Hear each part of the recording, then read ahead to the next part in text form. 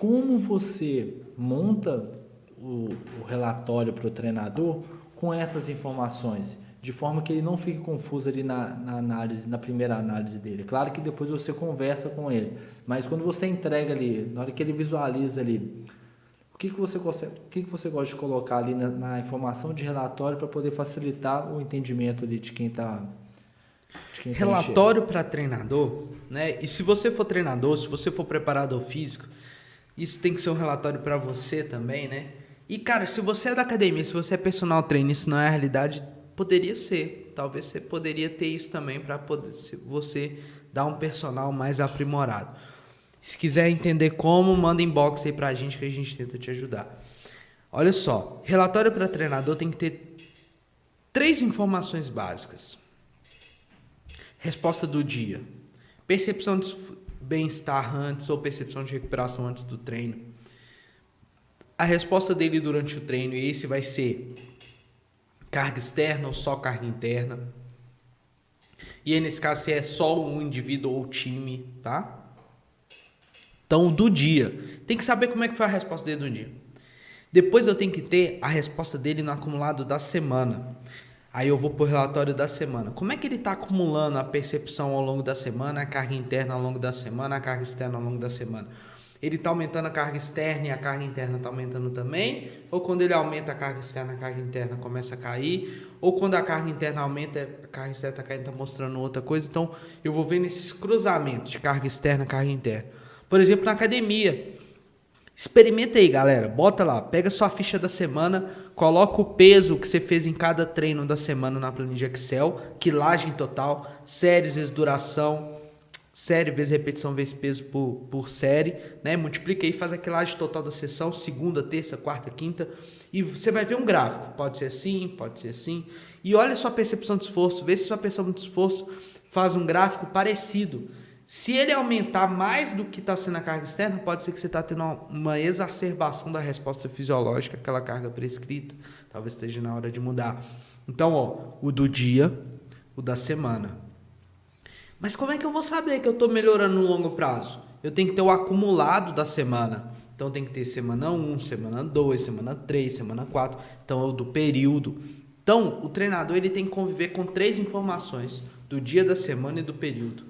Esse é o básico. Então, se você prescreve treino, seja para quem for, onde for, você deveria ter informações assim também. Muito mais do que a ficha básica de musculação, muito mais do que só pensar no treino do dia, muito mais do que só chegar lá e botar a vovó para puxar elástico, para subir escada. Deveria ter essa conexão, né?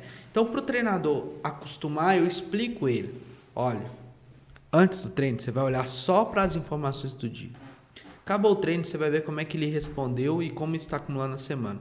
E já olha para esse pós-treino pensando no que você vai fazer amanhã e como é que ele está acumulando a semana.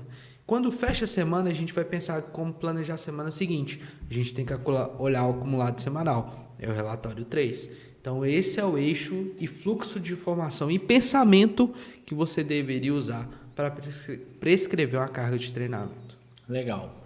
E aí me vem uma outra questão que agora eu vou pedir para você ser bem mais crítico, né? Quais são as limitações?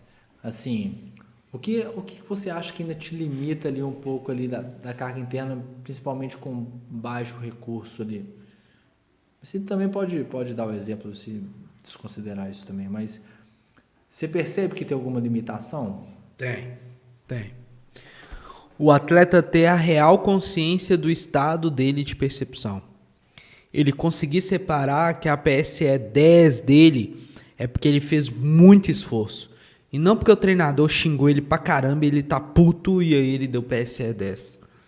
Ou ele entender que o tostão que ele tomou na coxa numa dividida lá no futsal tá gerando dor e se essa dor tá fazendo ele fazer mais esforço. E aí ele realmente tem que dar uma PSE alta. Agora, se essa dor não está fazendo ele fazer mais esforço, né, não está tornando esse esforço mais difícil, a dor não pode influenciar a percepção. Então, assim, a complexidade da percepção, capacitar o atleta ou o seu aluno a entender o que ele realmente está percebendo do treino, não é algo fácil. Principalmente com criança e adolescente.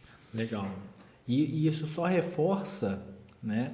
Que é importantíssimo você acompanhar o treino, né? Porque se você pegar somente o número lá, pode totalmente te influenciar de tal forma que o treino não foi um PSE 10 por causa do esforço. Vou trazer um exemplo disso. Eu sou preparador físico de atletas de judô, né? E tem alguns períodos que o trabalho aperta, eu trabalho como fisiologista, trabalho aqui na Ideal, e aí eu peço o meu assistente, o meu colega lá de treino, para puxar o treino que eu prescrevi para mim, né? Ele dá a preparação física para os meninos, depois eu vou conferir a PSE. E eu fiquei uma semana sem acompanhar o treino desses meninos recentemente e vendo as PSEs altas, né? Falei, cara, PSE alta e tal, vou fazer o seguinte, eu tinha planejado uma semana mais forte ainda na outra semana. Na semana seguinte. Eu falei assim, não vou aumentar essa carga não, vou estabilizar porque a PSE está muito alta, esses caras não adaptaram ainda a carga de treino. A gente estava em treino de força máxima, além do treino de judô, de tatame, fazendo força máxima. Semana seguinte a gente ia botar um pouco mais de carga anaeróbica, então a PSE ia subir mais. Falei, não, vou manter em força máxima, não vou aumentar não. Quando eu fui ver o treino na semana seguinte, os caras estavam com uma técnica de movimento muito ruim. E isso estava aumentando muito o desgaste fisiológico da sessão. Entendeu? E aí a PSE estava muito mais alta do que era para estar naquela sessão. Então eu tive que estabilizar para gerar aprendizagem de carga. E aí na semana seguinte que eles aprenderam melhor o movimento, entenderam como é que o treino funcionava, a PSE reduziu. Reduziu por quê? Porque gerou um efeito de aprendizagem. Então eles aprenderam a técnica de movimento, melhoraram a técnica, começaram a ficar mais econômico do ponto de vista fisiológico. A percepção reduziu. A carga mecânica reduziu? Não. A carga mecânica se manteve.